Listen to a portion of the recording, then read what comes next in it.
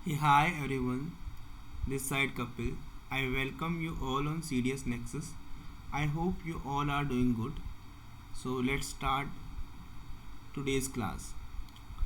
So ये question कहता है कि मेरे पास एक 2 डिजिट नंबर है, तो 2 डिजिट नंबर को मैं कंसिडर करता हूँ 10x प्लस वाई। अब ये कहता है कि जब मैं इसको रिवर्स करता हूँ 10y प्लस एक्स, तो मेरे पे आता है 11x 11y, x plus Y 11 common ले लिया। ठीक है, ये तो मेरे पास क्वेश्चन था, मीन्स स्टेटमेंट टाइप की थी। अब यहाँ पे मुझे बोल रहा है कि मुझे ये नंबर बताना है कि ये 2 डिजिट नंबर मेरा है क्या। इट मीन्स मुझे x और y की वैल्यू चाहिए, तभी जाके मुझे क्या मिलेगा, ये नंबर मिलेगा। ठीक है, अब मैं पहला स्टेटमेंट देखता हूँ। द सम इज 3/9, मीन्स जो ये नंबर है ना, ये जो भी आएगा वो 9 से क्या होगा मेरा डिवाइड। ठीक है, तो मैं बोल देता हूँ x प्लस वाई क्या होगा मेरा 9 से डिवाइड। ठीक है, तो x प्लस वाई की वैल्यू क्या हो सकती है, तो 9 हो सकती है, एक मेरी 18 हो सकती है। ठीक है, क्योंकि यहाँ पे मुझे दोनों पे यूनिट डिजिट नंबर डालने, तो अगर 27 मैं डालूँगा तो वो नंबर एक मेरा 2 डिजिट में आ जाएगा। ठीक है, ठीक है। अब देखो, तो x plus Y equal to 9 X plus Y equal to 18। अब यहाँ पे क्या हो रहा है, यहाँ पे x प्लस वाई की बहुत सारी वैल्यू हो सकती हैं, 1 और 8 हो सकता है, 8 और 1 हो सकता है, तो मेरी पॉसिबिलिटी बहुत ज़्यादा है। ठीक है, इसमें एक ही पॉसिबिलिटी है 9 की। ठीक है, तो ये फिर भी आंसर आ सकता है, लेकिन सिर्फ स्टेटमेंट 1 हमें आंसर नहीं दे सकती। क्यों? क्योंकि इसमें तो 9 X plus Y equal to 9 भी है, X plus Y equal to 18 भी है, तो मुझे एक प्रॉपर आंसर नहीं मिल रहा है, मतलब प्रॉपर एक्स और वाई की वैल्यू नहीं मिल रही है। अब जब मैं सेकेंड स्टेटमेंट को देखता हूँ, ये बोलता है इसका सम 2 से डिवाइड होता है। इट मीन्स ये 2 का मल्टीप्लाई आएगा, तो 2 4 6 8 10, ये वैल्यू कुछ भी आ सकती है। इसमें भी अगेन एक्स और वाई की क्या आएंगी, बहुत सारी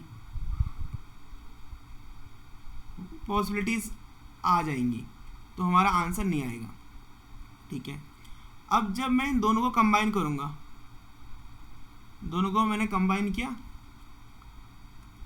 तो यहाँ से 9 वाला ऑप्शन तो हट गया, क्योंकि 9 तो 2 से डिवाइड होता नहीं है, तो यहाँ से x प्लस वाई की वैल्यू क्या आ गई, 18 आ गई, कि ये स्टेटमेंट का मैं यूज़ करूँगा। तो जैसे ही मैंने इसका यूज़ किया, यहाँ पे x की वैल्यू 9 और y की वैल्यू 9, तो मेरा जो टू डिजिट नंबर है वो क्या निकल गया, 99। ठीक है, तो इस क्वेश्चन का मैंने आंसर निकाला है दोनों स्टेटमेंट का यूज़ करके। ठीक है, तो आई होप आपको क्वेश्चन समझ में आया होगा। सेकेंड देखो, LCM of 2 number x and y 481, इसका एलसीएम कितना है, 481 है, तो इसके मुझे फैक्टर निकालने होंगे। तो निकालो इसके फैक्टर। 3 से नहीं जाएगा, 7 से नहीं जाएगा, 9 से तो क्या ही जाएगा, 11 से नहीं। 13 से चेक करते हैं, 13 3 ज़ा 39 और 8 और 9, 13 7 19। तो मीन्स अगर मैं 13 और 37 का एलसीएम लूँगा तो 481 आएगा। तो x और y की वैल्यू ये 2 हो सकती हैं। अब इसने बोला x क्या है, बड़ा है y से, इट मीन्स ये x होगा, ये मेरा y होगा। ठीक है, और कौन कौन से फैक्टर हो सकते हैं इसके, और एक हो सकता है 481 और 1, कि जब इन दोनों का हम वो लेंगे एलसीएम, तब भी क्या आएगा, मेरा सेम आएगा। ठीक है, अब देखो, अब मेरे पास 2 x और y की 2 वैल्यू है, इसने बोला कि इसकी वैल्यू क्या होगी। अब जैसे यहाँ पे ये मेरा एक्स होगा ना, ये वाला एक्स होगा, ये वाला वाई होगा। अब जैसे ही मैं पहली स्टेटमेंट को देखता हूँ, ये बोलता है वाई एक से बड़ा होना चाहिए, तो ये स्टेटमेंट हट गया कि वाई क्या होना चाहिए, एक से मेरा बड़ा होना चाहिए, तो वाई तो यहाँ पे एक ही है। तो इट मीन्स जब मैं 13 और 37 का एलसीएम निकाल रहा हूँ तब जाके मेरा 481 आ रहा है। इसमें ये एक्स है और ये मेरा वाई है। तो पहला स्टेटमेंट मुझे आंसर दे सकता है कि एक्स और वाई की वैल्यू क्या होगी, ठीक है। लेकिन सेकेंड स्टेटमेंट कहता है कि इनका एचसीएफ क्या होगा, एक होगा। तो ये देखो दोनों दोनों दोनों नंबर क्या होंगे, ये दोनों नंबर हम बोलेंगे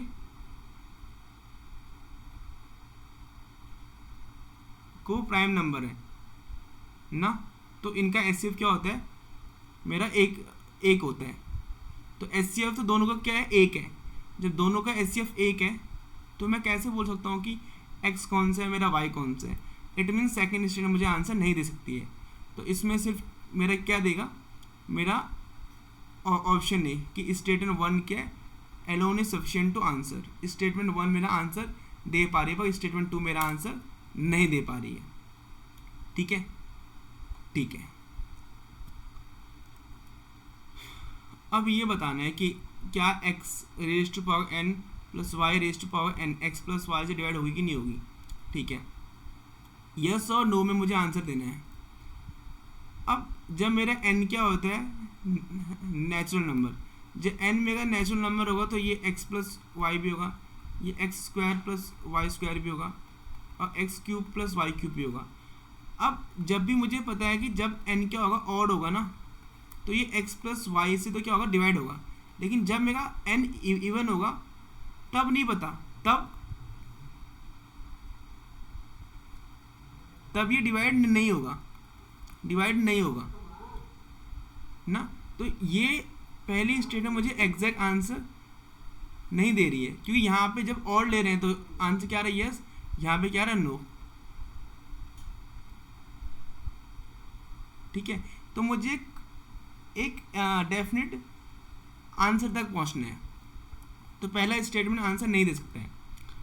N is N natural even number, बस जैसे ही एन बोला इवन नेचुरल नंबर, तो हमारा ये डिवाइड होगा नहीं होगा, तो यहाँ पे मुझे एग्जैक्ट आंसर मिल गया कि हमारा ये डिवाइड नहीं होगा जब मैंने स्टेटमेंट 2 का यूज़ किया। तो आंसर क्या होगा, स्टेटमेंट 2।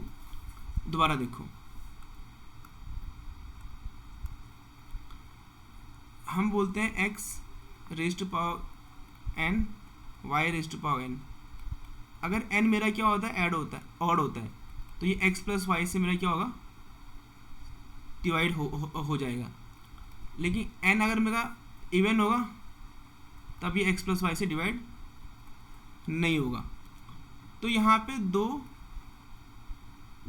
पॉसिबिलिटीज बन रही हैं, यस और नो, पर हमें एग्जैक्ट आंसर चाहिए। तो इसलिए पहला स्टेटमेंट हमारा आंसर तक नहीं पहुँच सकता है। ठीक है, we are ambiguous.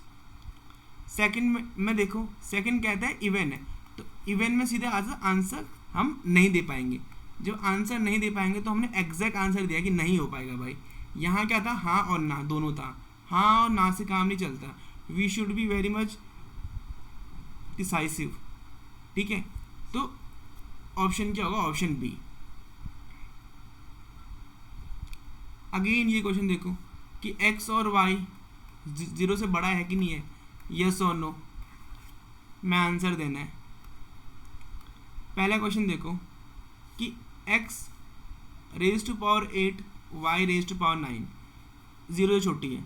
It means कि यहाँ पे y की वैल्यू क्या होगी, नेगेटिव।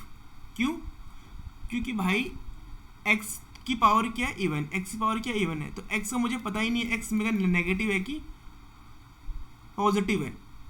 बस y क्या होगा, नेगेटिव, तभी जाके आंसर क्या आ रहा है, नेगेटिव। तो स्टेटमेंट फर्स्ट का यूज़ करके मैं आंसर नहीं दे सकता हूँ, लेकिन मुझे y की वैल्यू तो मिल गई ना, y क्या है मेरा, नेगेटिव। अब स्टेटमेंट 2 देखो, x raise to power 9 y raise to power 10 की वैल्यू क्या है, 0 छोटी है। इट मीन्स यहाँ पे x की वैल्यू क्या है, नेगेटिव है, और y की वैल्यू कुछ भी नहीं है, पता ही नहीं चल रहा है। तो इसका यूज़ करके मैं आंसर नहीं दे सकता हूँ। लेकिन जब मैं दोनों का कंबाइन यूज़ करूँगा कि y की वैल्यू भी नेगेटिव है, x की वैल्यू क्या है मेरी नेगेटिव है, दोनों की वैल्यू नेगेटिव है, तो आंसर क्या आएगा मेरा पॉजिटिव। तो मैं बोलूँगा हाँ कि ये दोनों क्या है, 0 से बड़े हैं। ठीक है, ठीक है, दोबारा समझो। देखो मैंने क्या बोला, जब यहाँ पे x raised to power 8 y raised to power 9 ये लेस देन 0 है। अब यहाँ पे x की पावर 8 है, तो मुझे पता ही नहीं x मेरा माइनस है या वो है प्लस। अगर x माइनस प्लस कुछ होगा भी तो क्या ही हो जाएगा, आंसर तो मेरा क्या आएगा, पॉजिटिव आएगा। इसको लेस देन 0 लाने के लिए मुझे y को नेगेटिव करना ही पड़ेगा। इट मीन्स y तो क्या है मेरा नेगेटिव है। x कुछ भी हो सकता है क्योंकि x की पावर तो इवन है, तो इवन के अंदर चाहे नेगेटिव है चाहे वो हो पॉजिटिव, अल्टीमेटली वो क्या बनता है, पॉजिटिव बनता है। ठीक है, ठीक है। अब सेकंड स्टेटमेंट देखो, x raised to power 9 y raised to power 10 less than 0 है। अब सेम केस y के साथ, y की पावर क्या है, इवन है, तो इट मीन्स y का कुछ अता पता नहीं है, कुछ भी हो सकता है। ये अल्टीमेटली ये आंसर क्या देगा, पॉजिटिव देगा। तो अगर आंसर वो देगा पॉजिटिव और मुझे इन दोनों का प्रोडक्ट लेके आना है 0 से कम, इट मीन्स x को क्या होना पड़ेगा, नेगेटिव। तो इट मीन्स x मेरे क्या है, नेगेटिव। तो इंडिपेंडेंटली ये दोनों स्टेटमेंट आंसर नहीं दे पा रही हैं। लेकिन जब मैं दोनों को कंबाइन करूँगा ए प्लस बी को, तब मैं बोलूँगा माइनस माइनस क्या होता है, प्लस। तो हाँ कि ये मेरा क्या है, 0 से ज़्यादा, 0 से बड़ा है। ठीक है, ठीक है। तो आई होप इसका आंसर क्या है, सी है। आई होप आपको समझ में आया होगा। So do like and subscribe my channel for more such videos. ठीक है, ठीक है।